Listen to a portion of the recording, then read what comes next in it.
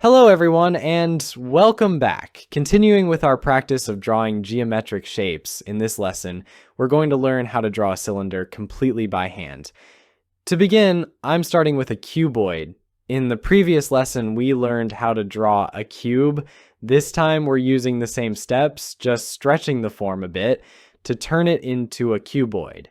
This cuboid will act as a reference frame, the space where our cylinder will fit in. Alright, we now have a fairly decent cuboid. Next, I'll add the inner lines of the cuboid, the ones we can't actually see from the outside. To avoid confusion, I'm drawing these inner lines using a different color. That way, it's easier to distinguish what's in front and what's behind.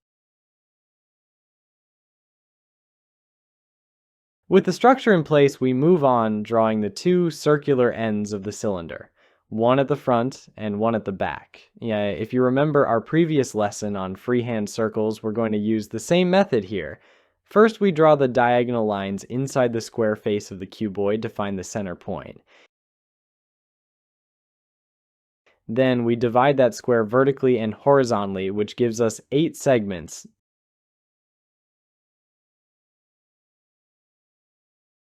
Now, using those segments as guides, I begin sketching small arcs between each point.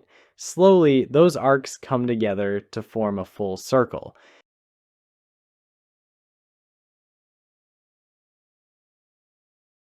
Now, when you try drawing the cylinder from different angles, make sure your circles follow the same perspective. Since you're viewing the circle from an angle, it might look slightly squashed, and that's exactly what we call an ellipse. Once both circles are ready, we connect them with two straight horizontal lines, one at the top and one at the bottom. It's important to connect the right points so the cylinder doesn't look twisted or off balance.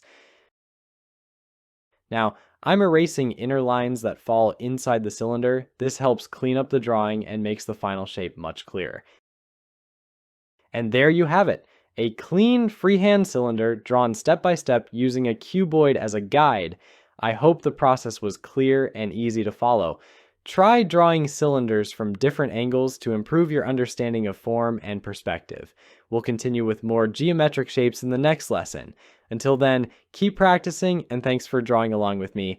I'll see you in the next lesson.